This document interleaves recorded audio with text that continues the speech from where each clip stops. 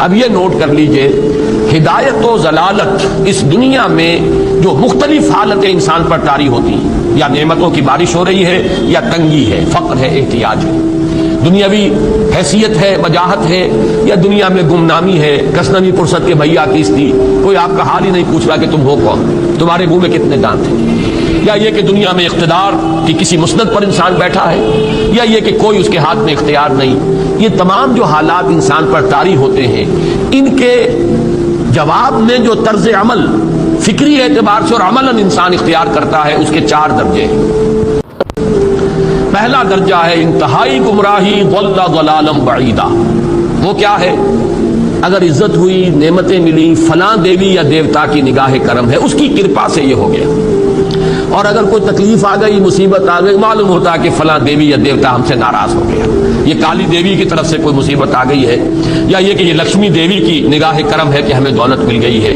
یہ تو ہے شرک۔ شرک ہونے کے اعتبار سے یہ ہے ضل ضلالا بعیدا، انتہائی پستی۔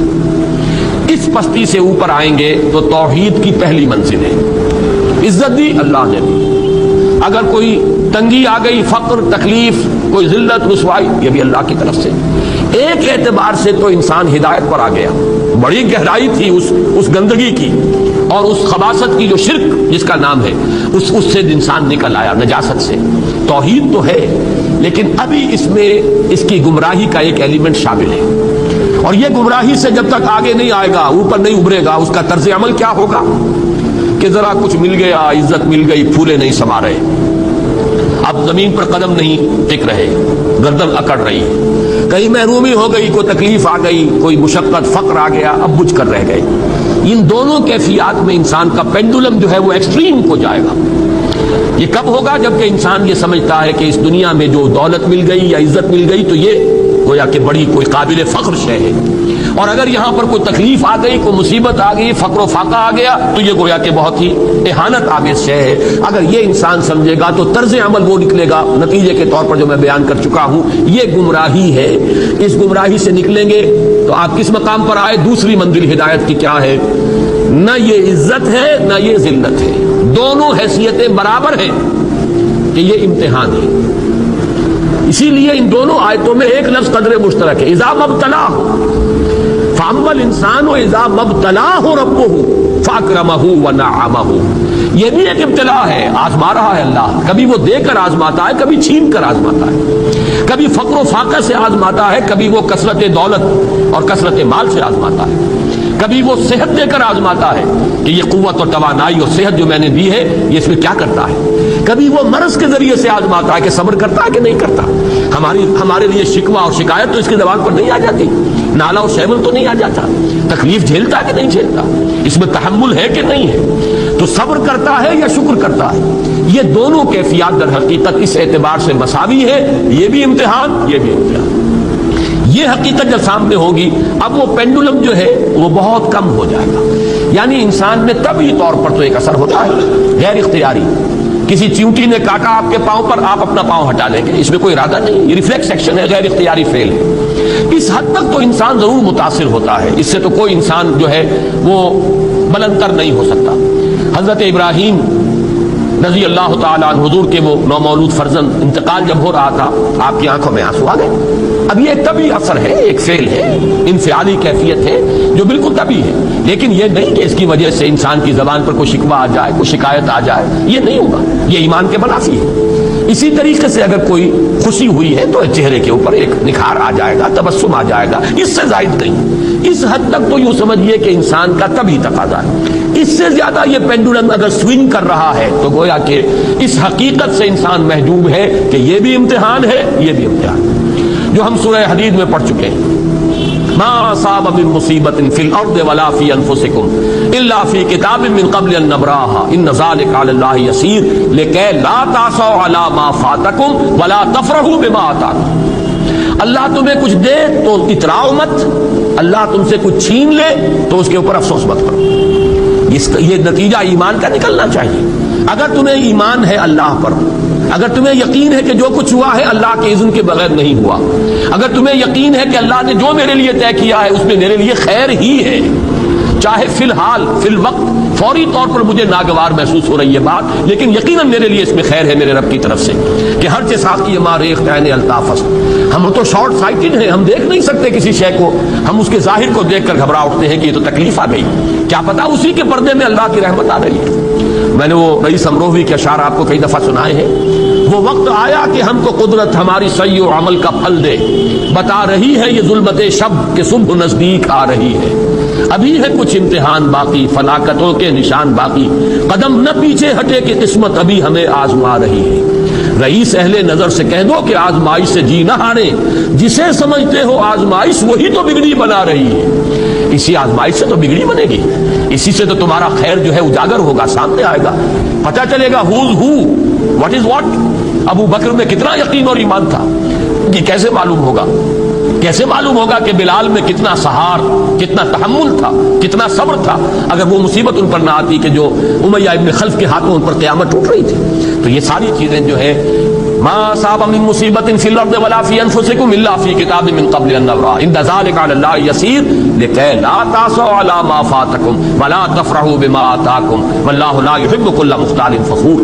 اگر اس حقیقت سے محجوب ہو جاؤ گے تو پھر اختیال اور فخر اور گھمنڈ پیدا ہو جائے گا تمہارے اندر، یا دوسری طرف مایوسی، کمر ہمت ٹوٹ کر رہ جائے گی، خودکشی کرنے کو انسان آمادہ ہو جاتا ہے ذرا کوئی ناکامی دنیا میں آ گئی، کوئی تکلیف آ گئی.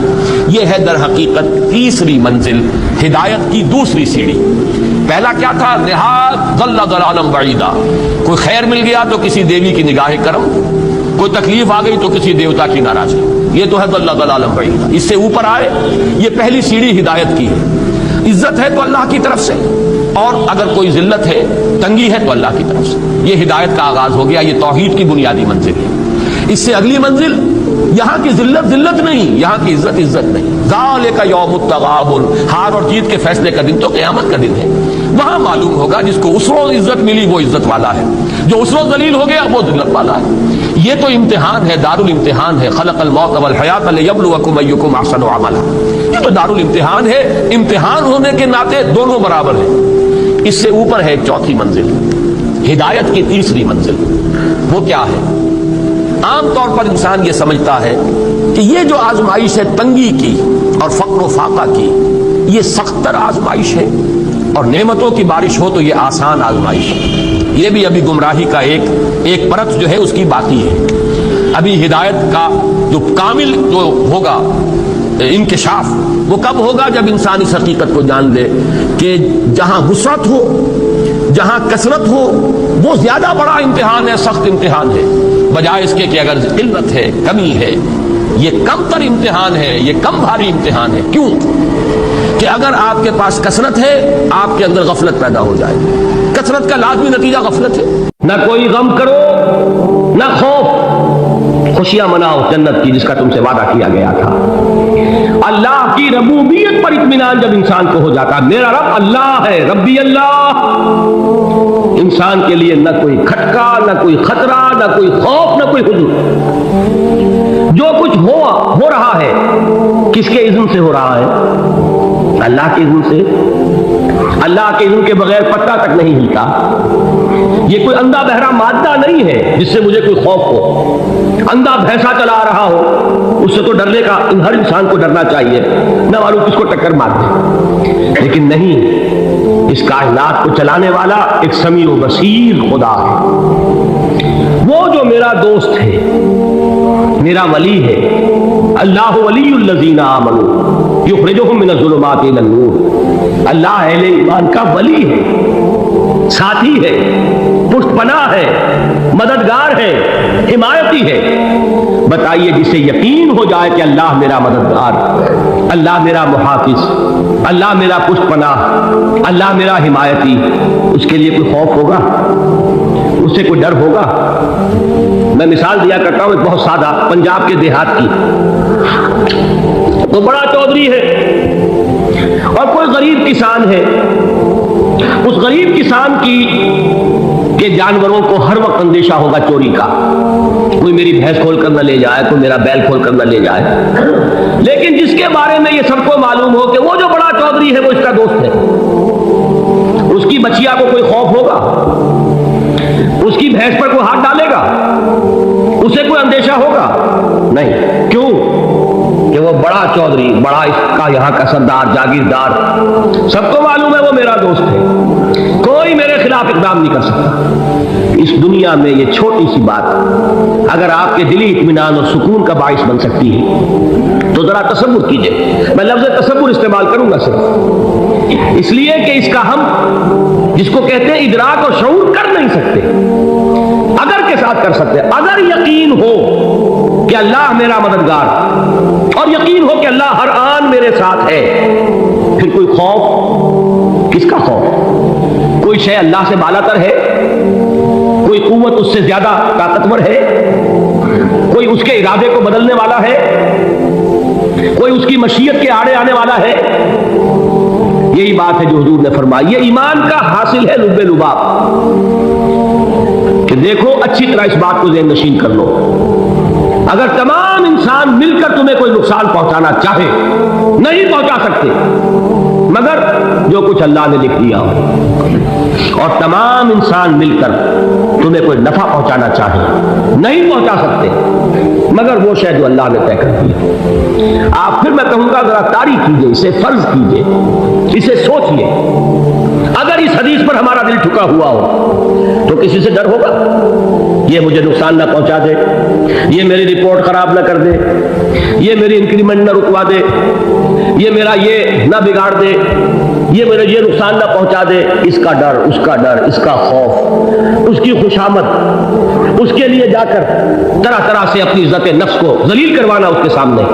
یہ سب کچھ کیوں کرتا ہے انسان؟ جب سمجھتا ہے کہ اس کے ہاتھ میں میرا کوئی نفع ہے، اس کے ہاتھ میں میرے لیے کوئی ضرر ہے، یہ مجھے کوئی گزن پہنچا سکتا ہے، یہ مجھے کوئی نقصان پہنچا سکتا ہے، یہ میرا کوئی کام بنا سکتا ہے، یہ میری کوئی ضرورت پوری کر سکتا ہے. اسی کا نام شرک ہے. جہاں آپ نے یہ سمجھا کہ غیر اللہ کے اندر کوئی طاقت موجود ہے وہی شرک ہے. بتوں سے تجھ کو امیدیں، خدا سے نو امیدی، مجھے بتا تو صحیح اور کافری کیا ہے؟ شرک تو یہ ہے. جس پر بھی تمہیں یہ خیال ہے کلمہ ہے، یہ کلمہ سوم لا حول ولا قوت الا باللہ، ذرا اس پر دل کو کبھی اگر آپ تصور کریں، پھر فرض کریں، دل ٹھک جائے اس پر، کوئی طاقت نہیں. یہی بات تھی جو شیخ عبد القادر جیلانی رحمۃ اللہ علیہ نے اپنی وصیت میں اپنے بچے سے کہی. 11ویں دینے والے ہیں لیکن حضرت شیخ عبد القادر جیلانی کی وصیت اور تعلیمات کو کتنے لوگ ہیں جانتے ہیں؟ یہ جن مقامات تک پہنچے ہیں وہ کس چیز کی بدولت پہنچے؟ انہوں نے جو پیغام دیا وہ کیا تھا؟ اے میرے بچے، جس طریقے سے قرآن مجید میں حضرت لقمان کی نصیحتیں جو ہے نقل کر دی گئی ہیں، میں یہ عرض کروں گا بالفرض اگر قرآن حضرت عبد القادر جیلانی کے بعد نازل ہوا ہوتا تو شیخ عبد القادر کی یہ نصیحتیں بھی قرآن میں درج ہوتی. اتنی اونچی نصیحتیں ہیں. اے میرے بچے، اس حقیقت کو ذہن نشین کر لے، لا فاعل فی الحقیقت ولا مؤثر الا اللہ. اس کائنات میں نہ کوئی فاعل حقیقی ہے نہ مؤثر حقیقی ہے سوائے اللہ. کسی شے میں کوئی تاثیر نہیں اگر اللہ نہ چاہے. آگ جلا نہیں سکتی اگر اللہ نہ چاہے، پانی ڈبو نہیں سکتا اگر اللہ نہ چاہے، زہر ہلاک نہیں کر سکتا اگر اللہ نہ چاہے، کوئی چیز فائدہ نہیں پہنچا سکتی اگر اللہ نہ چاہے. تو در در پہ کیوں سر جھکاتے ہو؟ در در پر کیوں جبیں سائی کرتے ہو؟ سب کے سامنے کیوں ہاتھ پھیلاتے ہو؟ ایک اللہ سے مانگو، ایک اللہ کے سامنے زمین پر اپنی جبین رکھو. لا فاعل فی الحقیقت ولا مؤثر الا اللہ. نظر آتا ہے ہمیں کہ پانی پیاس بجھا دیتا ہے، پیاس بجھانے کی صلاحیت پانی میں نہیں ہے، اللہ کے اذن سے. کھانا بھوک مٹا دیتا ہے، بھوک مٹانے کی صلاحیت کھانے میں نہیں ہے، اذن رب میں. دیکھیے یہی یقین تھا. حضرت موسیٰ علیہ السلام کا واقعہ یاد کیجئے. سامنے سمندر آ گیا ہے، قوم دیکھتی ہے پیچھے کہ گرد و غبار کا طوفان. معلوم ہوا کہ فرعون اپنے لشکر سمیت آ گیا. لشکر جب چلتا تھا تیز رفتاری کے ساتھ تو گرد و غبار کا جو طوفان اٹھتا تھا اس کا تصور کیجیے، اور لمحہ بلمحہ وہ قریب آ رہا ہے. پوری قوم نے کیا کہا؟ اے موسیٰ انا لمدرکون، اے موسیٰ ہم کو پکڑے گئے. قرآن مجید میں تو یہاں وہ باتیں نہیں لکھی ہیں لیکن تورات میں یہ درج ہے کہ بنی اسرائیل جھگڑنے لگے دستوں گریبان ہو گئے موسیٰ کے ساتھ. موسیٰ نے یہاں مروایا لا کر, اس سے تو ہم ہی بہتر تھے. وہاں کھانے کو ملتا تھا, زندگی تو تھی, بیگار ہم کر رہے تھے, موت تو نہیں تھی. اب جو کچھ ہوگا اس کا تصور کرو, جس طریقے سے ہمارے ٹکڑے اڑائے جائیں گے. تو لڑ رہے ہیں حضرت موسیٰ علیہ السلام سے. یہ تورات کی تفصیل ہے. قرآن میں صرف اتنا آیا ہے, پریشان ہو کر انہوں نے کہا انا لمدرکون, موسیٰ ہم کو پکڑے گئے. اس وقت موسیٰ کا جواب کیا ہے؟ کلا ان معی ربی سیہدین, نہیں, میرے ساتھ میرا رب ہے, وہ راستہ دے گا. بتائیے کہاں راستہ نظر آ رہا ہے؟ یہ ہے ایمان بالغیب. راستہ نظر نہ آئے تب اللہ پر یقین ایمان ہے. جیب میں پیسے ہوں اور تب دل کو اطمینان ہے, تو ایمان کس پر ہوا؟ پیسے پر, اللہ پر نہیں. جب وسائل و ذرائع نہ ہو اور پھر یقین ہو کہ اللہ مسبب الاسباب ہے, وہ اسباب کا پابند نہیں ہے, وہ اسباب کا محتاج نہیں ہے, اسباب اس کے محتاج ہے. اگر یہ یقین ہے تو اللہ پر ایمان ہے, یہ نہیں ہے تو تمہارا ایمان اسباب پر ہے, وسائل پر ہے, ذرائع پر ہے, مادیات پر ہے, اللہ پر نہیں. اس وقت کہاں راستہ تھا؟ کوئی راستہ تھا؟ سمندر ہے اور ادھر سے لشکر آ گیا ہے. کلا ان معی ربی سیہدین. اب دیکھیے ایمان کہہ دینا آسان ہے, ہوا معکم اینما کنتم, جہاں کہیں بھی تم ہوتے ہو اللہ تمہارے ساتھ ہوتا ہے.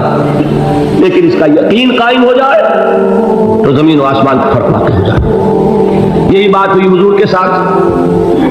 غار ہے, چھپے ہوئے ہیں محمد رسول اللہ اور آپ کے وہ یار غار ابو بکر صدیق رضی اللہ تعالی عنہ.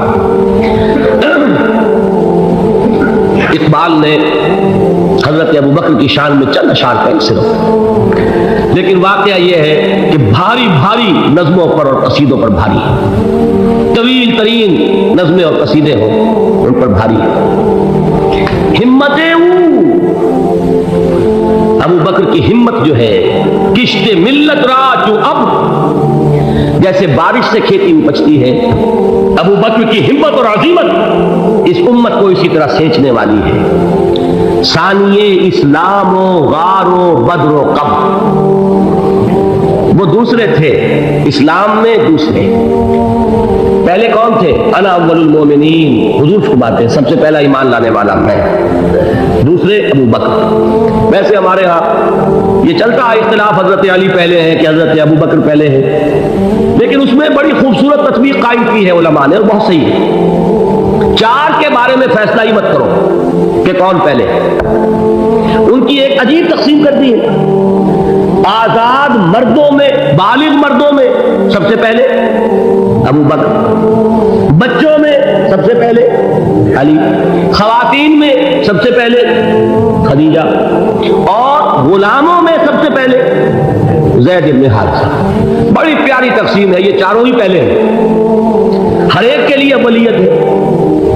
اور واقعہ یہ ہے کہ اگر زمانی اعتبار سے تعین ہوگا تو پہلے خدیجۃ الکبریٰ آئیں گی رضی اللہ تعالی عنہ. کسی اور سے بات کرنے کی نوبت بعد میں آ سکتی ہے, پہلے تو اہلیہ محترمہ سے بات ہوئی, آتے ہی پہلی وحی ہوئی ہے. ابھی تبلیغ کا حکم نہیں تھا, کس کو بتایا واقعہ؟ ابھی اپنی نبوت کی تبلیغ کا تو حکم ہی نہیں آیا. واقعہ کس کا ہے؟ وہ خدیجہ کا ہے. جب کہا ہے کہ خشیت علی نفسی, مجھے اپنی جان کا اندیشہ ہے, تو کیا جواب دیا خدیجہ نے رضی اللہ تعالی عنہا؟ وہ صدیقۃ الکبریٰ ہے. صدیقات جو ہے خواتین, ان میں چوٹی پر خدیجۃ الکبریٰ ہے رضی اللہ تعالی عنہ, اور صدیق جو مرد ہیں ان میں صدیق اکبر ہے ابو بکر صدیق رضی اللہ تعالی عنہ. لیکن صدیقات میں چوٹی پر. جب حضور نے فرمایا خشیت علی نفسی, کیا فرمایا, کیا عرض کیا, کیسے تسلی دی؟ نہیں نہیں, اللہ آپ کو ضائع نہیں کرے گا. آپ غریبوں کے ہمدرد ہیں, آپ مساکین کے تکالیف رفع کرنے والے ہیں, آپ بیواؤں کی سرپرستی کرتے ہیں, آپ مسافروں کی خدمت کرتے ہیں, اللہ آپ کو ضائع نہیں کرے گا. یہ یقین ہے اس خاتون کے اندر. خیر وہ ایک علیحدہ بات ہو جائے گی. میرے دل پر حضرت خدیجہ رضی اللہ تعالیٰ عنہ کی شخصیت کا بڑا گہرا نقش جو وہ کوئی اور ہی وقت اور موقع ہوا تو بیان ہوگا. بہرحال اقبال نے ایک مصرے میں جو چار اولیتیں جمع کر دی ہیں, ہمتیں کشت امت را چو ابر, ثانی اسلام و غار و بدر و قبر. اسلام میں حضور کے بعد پہلے کون؟ ابو بکر۔ غار میں حضور کے ساتھ کون؟ ابو بکر۔ بدر کی رات اللہ کا رسول سر سجود، وہ جھاڑ، وہ گھاس پھوس کی جو جھوپڑی بنائی گئی تھی، اور وہاں تلوار ننگی لے کر پہرا دینے والا کون؟ ابو بکر۔ اور اس حجرہ عائشہ میں محمد کے بعد سب سے پہلے دفن ہونے والا کون؟ ابو بکر رضی اللہ تعالی عنہ صلی اللہ علیہ وسلم۔ وہ جو معاملہ میں سنا رہا تھا غار ثور کا، حضرت ابو بکر بھی حضور کے خیال سے لرز گئے ہیں۔ آپ کو یاد ہوگا کہ جا کر پہلے تمام جتنے سوراخ تھے انہیں بند کیا، ایک سوراخ رہ گیا تھا جس کو بند کرنے کے لیے کوئی کپڑا نہیں تھا، وہاں اپنی ایڑی رکھی ہے، تب کہا ہے حضور سے تشریف لائیے، اور اپنے زانو پر حضور کو لٹایا ہے، اور وہاں کسی موذی جانور نے کاٹا ہے، حضور کی آنکھ لگ گئی تھی اس وقت، اس بل کے اندر جو بھی بچھو ہے کیا ہے واللہ عالم، اس نے کاٹا ہے، اس کی تکلیف کی وجہ سے ابو بکر کی آنکھوں سے آنسو ٹپک گئے، حضور کے چہرے مبارک پر پڑے ہیں، تو حضور جاگے ہیں، معاملہ کیا ہے؟ ایڑی نہیں ہٹائی وہاں سے، مبادا وہ جانور وہاں سے نکل کر محمد الرسول اللہ کو کوئی گردن پہنچا دے، ابو بکر کی ایڑی ہے، جس طرح چاہے کھا لے، ختم کر دے، جان نکل جائے تب کوئی آنچ آئے محمد پر تو آئے، لیکن جیتے جی نہیں۔ وہ ہے ابو بکر۔ حضور کے خیال سے اس وقت حضور نے پھر اپنا لعاب دہن لگایا ہے، اور اس سے پھر آپ کی تکلیف ختم ہوئی۔ جیسے خیبر میں حضرت علی کی آنکھ دکھ رہی تھی، اس کو جو شفا حاصل ہوئی وہ بھی حضور کے لعاب دہن سے ہوئی۔ تو بہرحال اس وقت انہوں نے کہا ہے کہ اے نبی یا رسول اللہ، اگر اس وقت ان میں سے کسی نے غیر ارادی طور پر بھی اپنے قدموں کی طرف جھانک لیا تو پکڑے جائے۔ کیا جواب تھا اللہ کے رسول کا؟ لا تحزن ان اللہ معنا، اللہ ہمارے ساتھ ہے، کیوں گھبراتے ہو ابو بکر؟ یہ ہے ایمان باللہ، میرا مالک اللہ، میرا رازق اللہ، میرا محافظ اللہ، میرا مددگار اللہ، میرا پشت پناہ اللہ، میرا دوست اللہ۔